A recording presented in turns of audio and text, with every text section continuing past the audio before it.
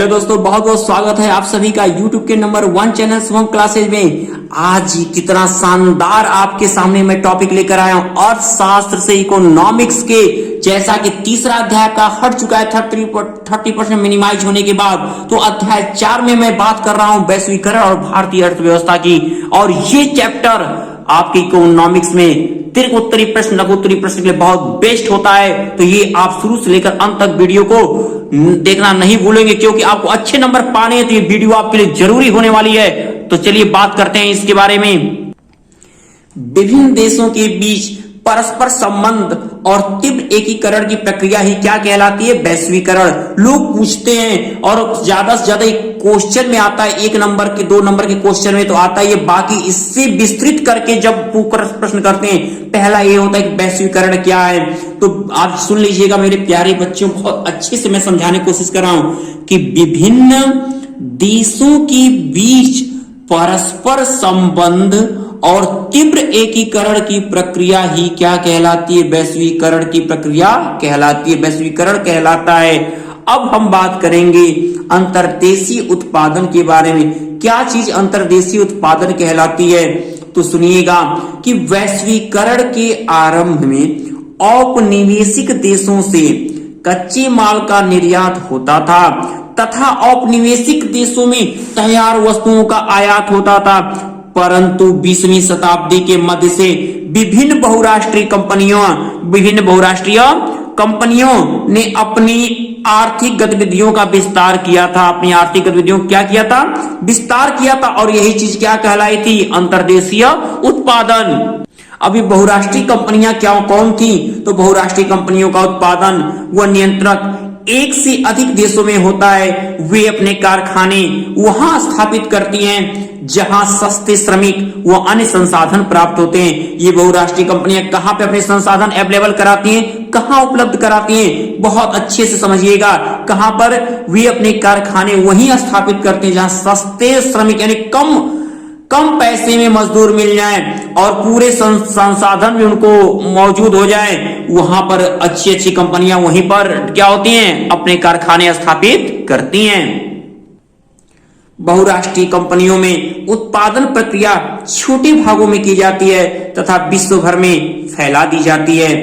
इनका उद्देश्य क्या होता है? लाभ कमाना होता है। इनका उद्देश्य क्या होता है? लाभ कमाना होता है। बहुराष्ट्रीय कंपनियों के विस्तार से लाभ क्या होते हैं? तो ये भी सुन लीजिए आप कि उत्पादन में विस्तार होने से ये कंपनियां अविकसित देशों में रोजगार के अवसर उत्पन्न करती हैं। क्या करती हैं? जब उत्पादन में लगातार विस्तार होता है तो जो भी कंपनी होती है वो अविकसित देशों में जहां पर विकास ज्यादा नहीं है वहां पे रोजगार के अवसर उत्पन्न करती हैं। और ये कंपनियां वस्तुओं और सेवाओं का उत्पादन विश्व स्तर पर करती है जो लाभप्रद होता है। यानी अगर जहां पर रोजगार नहीं, अगर यहाँ पर बहुराष्ट्रीय कंपनी लग जाए तो कितने लोगों को रोजगार के अवसर मिलेंगे? जब रोजगार बढ़ेगा जाहिर सी बात लोगों के अंदर काम करने की क्षमता बढ़ेगी और विकास भी होगा।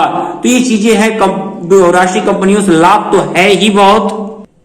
देशों के उत्पादन को एक दूसरे से जोड़ना। बहुराष्ट्रीय कंपनियों ने विदेशी प्रत्यक्ष निवेश के द्वारा विश्व भर में अपने कार्यालय स्थापित करके उत्पादन इकाइयां स्थापित की हैं। कभी कभी बहुराष्ट्रीय कंपनी स्थानीय कंपनियों के साथ मिलकर संयुक्त उद्यम स्थापित करते हैं।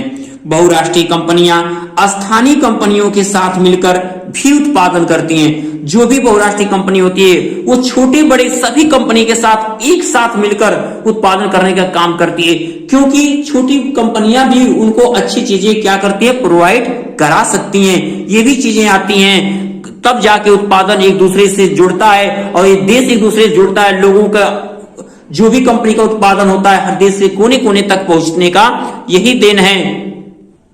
अब बात कर लेते विदेशी व्यापार और बाजार के एकीकरण के बारे में कि विदेशी व्यापार और बाजार का एकीकरण क्या है। तो देशों के बीच यानी मध्य वस्तुओं और सेवाओं के आवागमन की सुविधा हो जाती है। इससे क्या होता है कि जो देशों के बीच वस्तु और सेवा की आवागमन की स्थिति होती है वो बहुत अच्छी हो जाती है। बाजार में ग्राहकों के लिए वस्तुओं के विकल्प बढ़ जाते हैं। अगर बाजार बढ़ेंगे, बाजार लगेंगे तो ग्राहक क्या होगा? उनके लिए वस्तु खरीदने के लिए, अगर ये वस्तु पसंद है दूसरी वस्तु को ले सकता है, तीसरे जगह दुकान पे जा सकता है, वहां वस्तु नहीं बस चौथे दुकान पे जा सकता है। तो इस बाजार किस लिए जरूरी है और इससे क्यों कि ग्राहकों को विकल्प मिलते हैं, बाजार में नई प्रौद्योगिकी और विचारों को बढ़ावा मिलता है, नई नई तकनीकियां आती हैं, नए नए विचार उत्पन्न होते हैं बाजार खुलने से, तो ये भी लाभ होते ही हैं। वैश्वीकरण, तो वैश्वीकरण के द्वारा भारत को वैश्विक अर्थव्यवस्था के साथ जोड़ना है। वैश्वीकरण के कारण उद्देश्य मुख्य क्या है इसका कि भारत को वैश्विक अर्थव्यवस्था के साथ जोड़ना। दूसरा, उन्नत तकनीक का उपयोग कर उत्पादन और गुणवत्ता में वृद्धि करना। तीसरा, भारतीय बाजार को वैश्विक प्रतिस्पर्धा के लिए तैयार करना है। वैश्वीकरण क्यों जरूरी है, तो वैश्वीकरण के साथ भारत को वैश्विक अर्थव्यवस्था के साथ जोड़ना है, उन्नत तकनीक का उपयोग करके उत्पादन गुणवत्ता वृद्धि करना है, भारतीय बाजार को वैश्विक प्रतिस्पर्धा के लिए तैयार करना। कितना इंपॉर्टेंट है, आप ये तीन तो आप पूरी अच्छे से आप एकदम कंफर्म तैयार करके रखोगे और ऐसी कई टॉपिक आपको मिलेंगे जो आपको खुद लगेगा कि ये चीज तो बहुत इंपॉर्टेंट और पूछा हुआ चीज है। प्रौद्योगिकी की बात कर लें, कुछ वर्षों में विगत परिवहन प्रौद्योगिकी में अत्यधिक उन्नति हुई है। दूसरा, वस्तुओं को कंटेनरों में रखा गया है जिससे इन्हें जहाजों, रेलों, वायुयानों एवं ट्रकों पर बिना क्षति के लादा जा सके। वैश्वीकरण में आईटी की भूमिका, तो आईटी की कितनी बड़ी भूमिका होती है सब लोग जानते हैं कि वैश्वीकरण के लिए आईटी बहुत जरूरी है। तो भूमिका और संचार प्रौद्योगिकी ने सेवाओं का विस्तार किया। क्या किया? सेवाओं का विस्तार किया और फिर दूर संचार सुविधा का प्रयोग दूरवर्ती क्षेत्रों में संवाद स्थापित करने के लिए किया। अब ये दो चीजें रहा जिससे क्या हुई, इसकी भूमिका यानी जो टेक्नोलॉजी है वो गांव-गांव तक पहुंची। विदेशी निवेश नीति की बात कर लें तो विदेशी प्रतिस्पर्धा से स्थानीय उद्यमियों को बचाने के लिए एक देश की विदेशी नीति को बनाता है। वर्ष 1991 से पहले विदेशी व्यापार, तो वर्ष 1991 से पहले सरकार ने विदेशी निवेश पर प्रतिबंध लगा रखा था। वर्ष 1950 से 1960 के बीच भारत ने केवल उर्वरक, मशीनरी तथा पेट्रोलियम के आयात की अनुमति प्रदान की थी। यानी उसके पहले व्यापार हमारा कैसा था? बहुत ही संकुचित व्यापार था। मशीनरी, पेट्रोलियम के जो आयात थे की अनुमति ही बस थी, बाकी और जो 91 से पहले था विदेशी निवेश पर पूरी तरह क्या था, विदेशी निवेश पूरी तरह प्रतिबंधित हुआ करता था हमारे इसी देश भारत में। नई आर्थिक नीति 1991 क्या है ये पूछता बहुत है। तो वस्तुओं में गुणवत्तापूर्ण सुधार के लिए यह नीति अपनाई गई थी। क्या कहोगे कि जो नई आर्थिक नीति 1991 है वो वस्तुओं में गुणवत्तापूर्ण सुधार करने के लिए बनाई गई थी। यह आर्थिक नीति WTO द्वारा समर्पित थी। किसके द्वारा? WTO द्वारा समर्थित थी। भारत पर वैश्वीकरण के सकारात्मक और नकारात्मक प्रभाव। सकारात्मक और नकारात्मक प्रभाव। तो सकारात्मक क्या प्रभाव रहे कि वैश्वीकरण के कारण नए उद्योग स्थापित होने से रोजगार के नए अवसरों का सृजन भी हुआ। दूसरा, उद्योगों को कच्चे माल की आपूर्ति करने वाली संस्था, कंपनियों का विस्तार हुआ। यानी वैश्वीकरण हुआ तो जो उद्योगों को कच्चे माल मिलने थे इससे अलग अलग संस्थाएं भी क्या हुई, साथ साथ ही संस्था भी विकसित हुई। बहुराष्ट्रीय कंपनियों द्वारा भारत में माल और सेवाओं में किया जाने वाला निवेश भी उत्तरोत्तर बढ़ता जा रहा है। 1991 से अब तक यह निवेश बढ़ता ही जा रहा है। बहुराष्ट्रीय कंपनियों ने उपभोक्ता वस्तुओं और सेवाओं में निवेश किया है। विदेशी निवेश भी इन्हीं उद्योगों और सेवाओं में हुआ है, जिससे निर्यात वृद्धि की क्या हुई है, संभावना बढ़ी है। निर्यात वृद्धि की संभावना क्या हुई है, बढ़ी है। वैश्वीकरण ने कुछ भी बड़ी कंपनियों को बहुराष्ट्रीय कंपनियों के रूप में उभरने में सक्षम बनाया। ये वैश्वीकरण के सकारात्मक और नकारात्मक प्रभाव। दीर्घ उत्तरी प्रश्न इसके लिए डन है आपका, एकदम पूरी तरह गेसिंग क्वेश्चन, इसको समझ लीजिए आप, पूरी तरह समझ के आप रखोगे। एक बार बस पढ़ो कि वैश्वीकरण क्या है, वैश्वीकरण के कारण की क्या चीजें प्रभावी हुई, सकारात्मक परिणाम क्या निकले, नकारात्मक परिणाम क्या निकले। तो मैंने बहुत एक शॉर्ट नोट आपके सामने ये रखा हुआ है और बाकी जो चीजें इसमें मैं समझा रहा हूं ये चीजें आपको जिन्होंने पेड क्लास ज्वाइन किया उनको PDF में भी मिल जाएंगी। तो उन चीजों को देखकर और समझ सकते हैं कि क्या चीजें इनको समझाई गई हैं। नकारात्मक प्रभाव की बात कर लेते हैं तो वैश्वीकरण और प्रतिस्पर्धा के दबाव ने श्रमिकों के जीवन को व्यापक रूप से प्रभावित किया है। बढ़ती प्रतिस्पर्धा के कारण श्रमिकों का रोजगार लंबे समय के लिए सुनिश्चित नहीं है।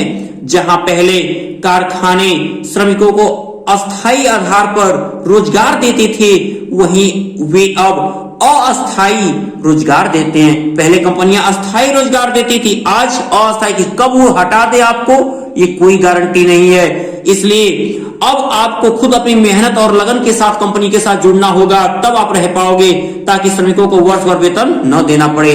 वो अस्थायी हो गए, यानी कि अगर काम खत्म तो मजदूर भी हट जाइए। श्रमिकों से बहुत लंबे कार्य घंटों तक काम लिया जाता है, मजदूरी काफी कम होती है। ये नकारात्मक प्रभाव पड़े वैश्वीकरण के कारण श्रमिकों को अपनी जरूरतें पूरी करने के लिए अतिरिक्त समय में भी क्या करना पड़ता है, काम करना पड़ता है।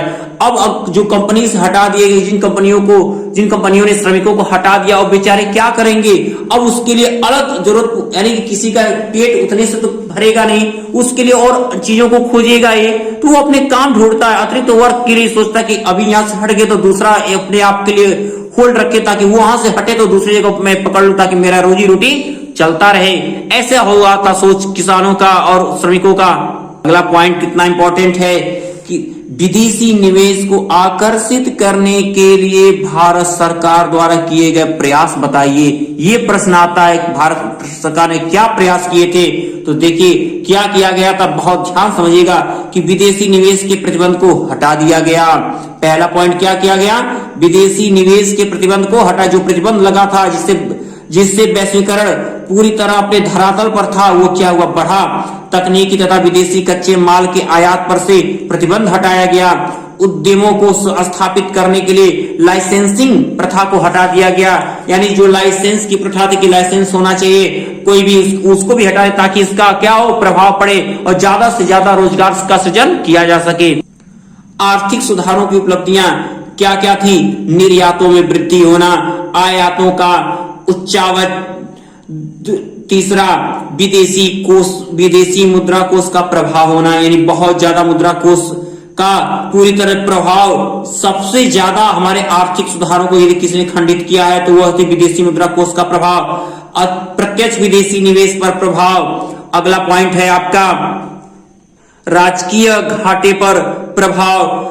कृषि उत्पादन में वृद्धि होना, औद्योगिक उत्पादन में वृद्धि हुई, कीमत स्तर पर प्रभाव हुआ, राष्ट्रीय उत्पाद में वृद्धि हुई। ये सब चीजें आर्थिक सुधार हुए हमारे देश में। इतनी चीजों के कारण हमारा जो वैश्विक स्तर, जो वैश्वीकरण की प्रक्रिया थी, वो बहुत तेजी से आगे निकली।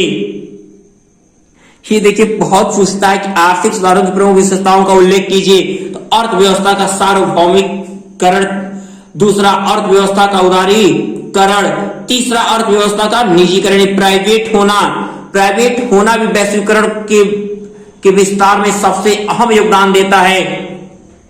अगला है आपका उदारीकरण।